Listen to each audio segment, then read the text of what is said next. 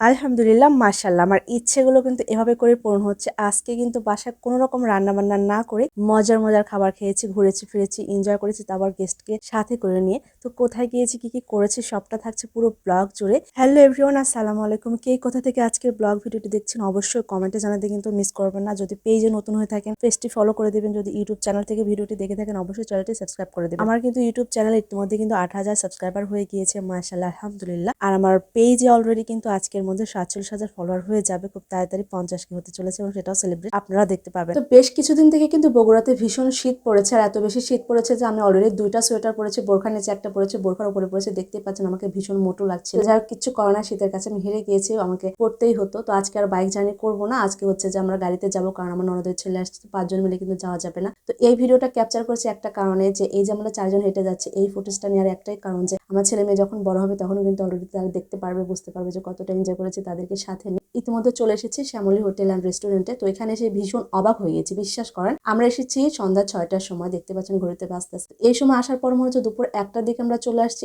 এত মানুষের ভিড় আর এত খাওয়া দাওয়া করছে মানুষ, এত বেশি ক্ষুধার্ত কি বলবো। আমরা কোনো রকম টেবিল ফাঁকা পাচ্ছিলাম না, কোনো রকম একটা টেবিল যখন পেয়েছি দেখলাম এখানে কেউ বসে আছে। আমাদের দেখার সাথে সাথে তারা আবার উঠে চলে যাবে। আর এখানে আসার সাথে সাথে কিন্তু ওয়েটারকে বলা হয়েছে খাবারটা আমরা যে খাবারটা খাবো সেটা হচ্ছে দেওয়ার জন্য। মানে তাদেরকে বলতে যতক্ষণ দেরি, খাবার দিতে একদমই লেট করেনি, মনে হচ্ছে রেডি ছিল, জাস্ট নিয়ে চলে আসছে। আমি কিন্তু ভিডিওটা করতেছিলাম, এর মধ্যে দেখি যে খাবার এনে হাজির। মানে এত দ্রুত খাবার আসবে ভাবতে পারিনি, ভেবেছিলাম হয়তো আধা ঘন্টা 1 ঘন্টা আমাদের বসে থাকতে হবে তারপরে খাবার পাবো, কিন্তু না, খুবই তাড়াতাড়ি খাবার দিয়েছিল।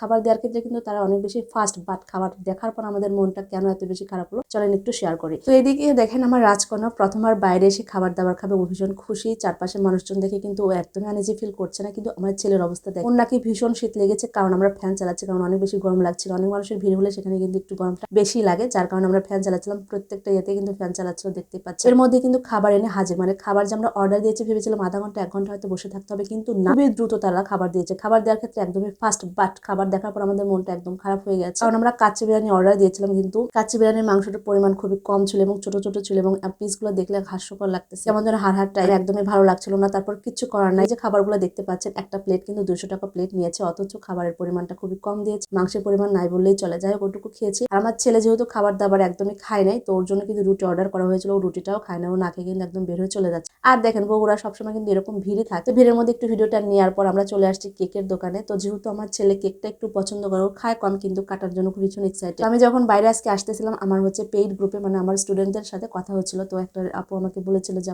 বাইরে থেকে ফেরার কথা অবশ্যই একটা কেক নিয়ে আসবেন। তো তার কথা প্লাস আমার হাজবেন্ড বললো যে ছেলে কেক নিতে চাচ্ছে, একটা কেক নিয়ে ফেলি। তো আমি আর কিছু না বলে বললাম যে ঠিক আছে নিয়ে নাও। আর এখানে আমার রাজকন্যা দেখেন, মানে আসার পর থেকে কিন্তু সে নামার জন্য, হাঁটার জন্য ভীষণ এক্সাইটেড। তো নামার পরে এত বেশি ঢং করতেছে, মানে সে দোকানদারের সাথে বন্ধুত্ব করতে চলে গিয়েছে, তারপরে সে হাসাহাসি করে চলে আসতেছে। তোকে ধরে নেওয়ার পর আমরা চলে আসছি বগুড়ার 7 মাথায়। দেখেন বগুড়া 7 মাথার এই ফুটেজটা নেওয়ার জন্য কিন্তু এখানে চলে আসছি, ভীষণ ভালো লাগছিল। অনেক ভিড়, মানে এত রাত্রিতে যে এত বেশি ভিড় থাকবে বুঝতে পারেন। আমাদের খাওয়া দাওয়ার পরে কিন্তু দেখলাম অনেক বেশি ভিড়। তো এখানে আমরা গাড়ির জন্য অপেক্ষা করছিলাম। হঠাৎ করে আমার ফুচকা খেতে ইচ্ছে করলো, হাজবেন্ডকে বললাম যে আমি একটু ফুচকা খাবো, তো চলো। ফুচকার দোকানে এসে দেখি লাইট বন্ধ করে রাখছে। তো এখান থেকে চটপটি এবং ফুচকা নিয়েছি, নেওয়ার পর কিন্তু বাসায় চলে আসছে। কেকটা কিন্তু কেনা শেষ। তো কেক নিয়ে আসার পর এক্সাইটেড আমার ছেলে যে সে কেক কাটবে। তো আমি একটু ফুটেজ নিচ্ছিলাম, যে কোনো কিছু ক্ষেত্রে তো ফুটেজটা আমাকে আগে নিতেই হবে, মাস্ট বি। তো ফুটেজ নেওয়ার জন্য কিন্তু আমার ছেলের ধৈর্য সচ্ছিল না, সে কিন্তু তাড়াতাড়ি করে আসলে তার কাটাটা এক্সাইটেড, কিন্তু সে খাবে না খুব একটা। তো খাওয়ার জন্য কিন্তু চকলেট কেকটা নেওয়া হয়েছে এবং ওর নামটা লেখা হয়েছে যাতে করে খুশি হয়। দেখতে পাচ্ছেন মাশাআল্লাহ আমার ছেলে কিন্তু কেক কাটছে। আমার ছেলের জন্য সবাই অনেক বেশি দোয়া করবেন। আমার মেয়ে কি করছে, আশেপাশে দৌড়াদৌড়ি ছুটোছুটি করছে, মানে ভাই কি করছে তাকে সেটা দেখতে হবে, সে তো করতে পারছে না, বাট ভাইয়ের দিকে কিন্তু ভীষণ তার নজর। তো কেক কাটার পর প্রথমে আমার ছেলেকে খাওয়াই দিছে, খাওয়াই দেওয়ার পরে ওর বাবা বলতেছে যে তোমার আম্মুকে খাওয়াই দিই। তো আমাকে যে খাওয়াই দিচ্ছে, ও আমার ছেলে কিন্তু ভীষণ অবাক হয়ে গিয়েছে, কারণ ওর বাবা তো ভাবে করে কখনো খাওয়াই দেয় না, কিন্তু ছেলের সামনে যেহেতু খাওয়াই দিচ্ছে ভীষণ অবাক হয়ে আমার দিকে তাকাইছিল। তো আমার ভীষণ লজ্জা লাগতেছিল, বড় হয়ে গিয়েছে।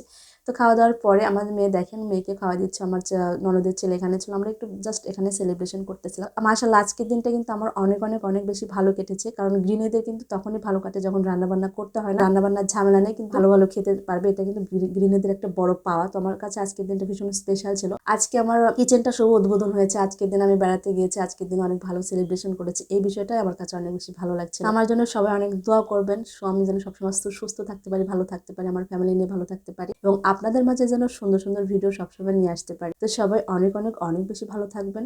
আর কেমন লাগলো আজকের ভিডিওটি অবশ্যই কমেন্ট করতে কিন্তু মিস করবেন না। আল্লাহ হাফেজ, আসসালামু আলাইকুম।